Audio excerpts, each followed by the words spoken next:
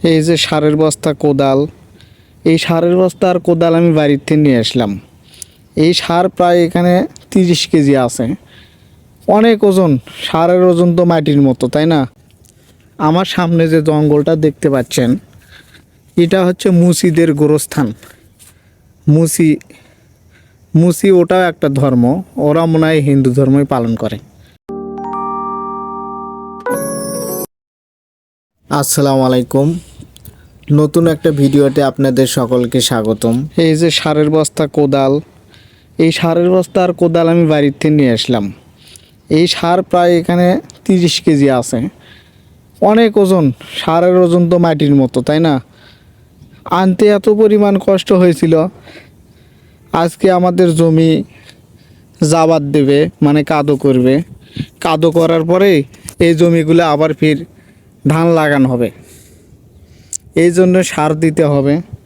সার নিয়ে আসলাম আমি জমিতে।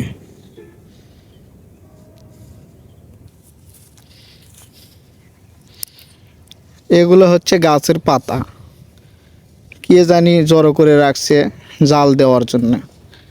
আমাদের গ্রামগঞ্জে তো গ্যাস দিয়ে সম্ভবত ভাত রান্না খুব কমই করে, মাটির চুলায় ভাত রান্না বেশি করে।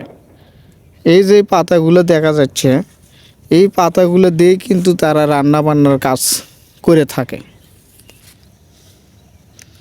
কি সুন্দর তালের গাছ দেখা যাচ্ছে। তালের গাছগুলো হয়ে উঠতেছে অবশ্যই, কিন্তু তালের গাছ হতে অনেক সময় লাগে।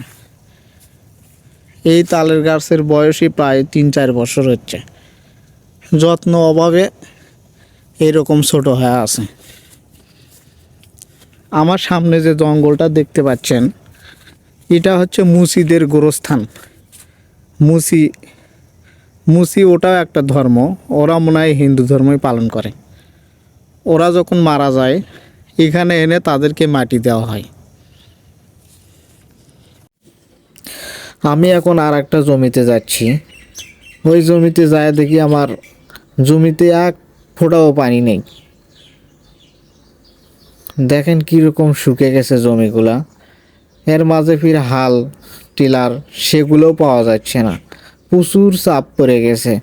তার মানে সবাই একসাথে জমি গাড়তিছে, এই জন্য এই চাপটা পড়ে গেছে। আমি জমিতে সারগুলো রেখে পাওয়ার টিলারে খুঁজে গেলাম, কিন্তু সেখানে গিয়েও দেখি তার অনেক জমি ধরা।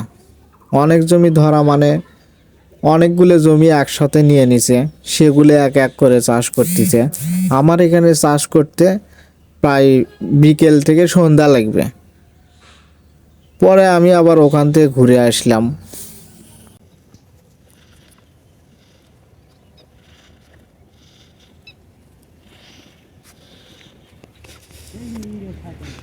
এখন খালি ইউরিয়ার সাথে ড্যাপ দিবি, খালি ইউরিয়ার সাথে ড্যাপ দিবি, তাই ওটি ওই দাম বেশি ধরবি লাই, ড্যাপের দাম ফির বস্তায় তো ওটা।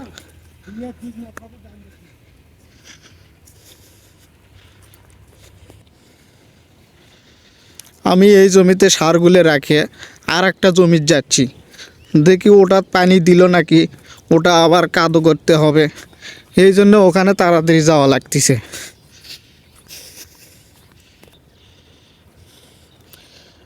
যখন মানুষ জমি গাড়ে, এই যে আলের ওপর দিয়ে খুব কাদো হয়, যাওয়াটাই খুব মুশকিল। তার মধ্যে যাচ্ছি জুতে পরে, আরও বিরক্তকর লাগতেছে। আর সারের বস্তা আনতে আনতে তো গাও মানে শরীরটা পুরো ঘামে গেছে। এই যে বিছনগুলো দেখা যাচ্ছে, এই বিছনগুলো দিয়ে কিন্তু জমি রোপণ করা হবে।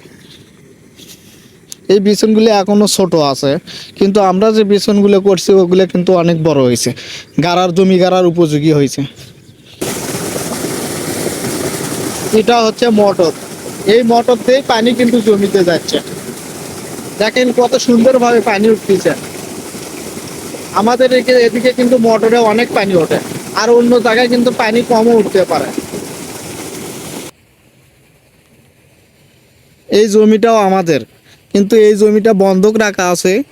15 শতক জমি 40,000 টাকা দিয়ে বন্ধক রাখা আছে অন্যজনের কাছে। যতদিন পর্যন্ত এই জমির টাকা না ঘুরে দিব ততদিন পর্যন্ত ও আমাদের জমি খাইতেই থাকবে।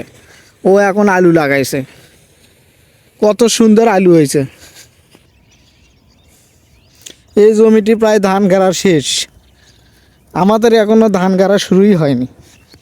এই জমিটি যে আগে গাড়লো হয়তো বা কিছুদিন আগপাছ হতে পারে ধান আসতে। আজকে কিন্তু খুব কুয়াশা, চতুর্দিকেই কিন্তু কুয়াশা, প্রচুর কুয়াশা, এত পরিমাণ। কারণ কুয়াশা তো এখন শেষ হবে, এই জন্যে শেষের দিকে একটু কুয়াশা বেশি দেখা যায়। আমি জমির আল দিয়ে হাঁটতেই পারছি না।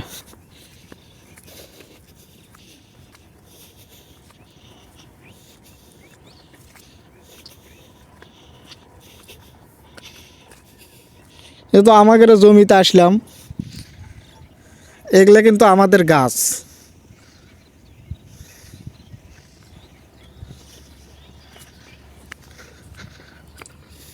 গাছ গাড়ছিলাম 50টে, আছে মোটামুটি এখন 30টে। গাছগুলোর বয়সও অনেক, প্রায় 8-9 বছর হবে। গাছ তেমন মোটাই হয় না।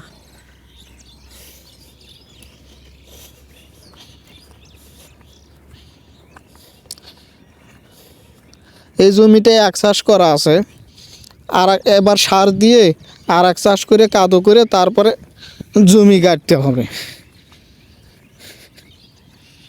জমিতে পানি যে দিছে, পানিতে এমন নাই, আরও পানি লাগবে।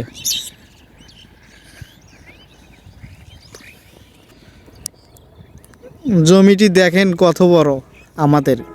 এই জমিটি 45 শতক জমি।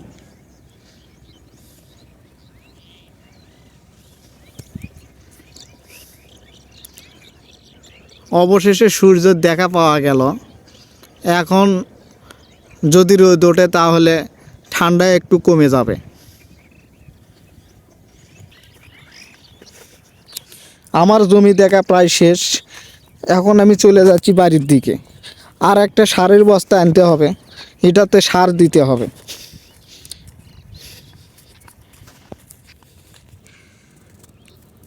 জমিতে পানি দেওয়া হয়েছে, তারপরে দেখেন এন্দুর কিভাবে মাটি তোলে। এখানে এন্দুর মাটি তুলিচ্ছে, মানে জমির এই পাশ, এই আল থেকে এই মুড়ে করতেছে আর কি, ফুটো করে পানি বের করে দিবি, ওই জন্য এই মাটিটা তুলতেছে। এই জমিগুলো কিন্তু খুব উঁচু জমি, এই জমিগুলোতে পানি আসে না। এগুলো সাধারণত বর্ষাকালে গাড়ে, আর ইরির সময় এগুলো জমি ফাঁকাই থাকে, কারণ কোনো দিক দিয়েই পানি ওঠে না এই জমির ভিতরে। ওই জমিতে পানি দিছে, ওটা কয় কয় চাষ করছিলেন? না না, আগে চাষ করছিলেন ওটা না চাষা, এখন তা তো কর পাচ্ছি না। ওইদিকে যা জমি আছে সবগুলোই তো চাষা, এইরকমই তো চাষা দেখুন। বড় গাড়ি মনে হয় ওটা। আলুর যে কাদো, এই কাদো জুতে হাতত নিয়ে যাওয়া লাগিছে, পাও মাকে শেষ। একটু সূর্যের দেখা পাওয়া গেল, কিন্তু সূর্যটা যাওয়ার পরে মনে হয় আরও কুয়াশা অতিরিক্ত হয়ে গেল। চতুর্দিকে এত পরিমাণ কুয়াশা কিন্তু ছিল না, এখন তো কিছুই দেখা যাচ্ছে না।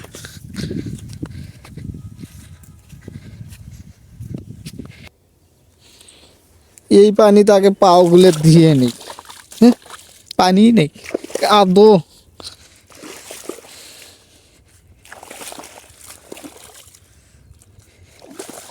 দেখ, এগুলা কিন্তু সব আলুর জমি।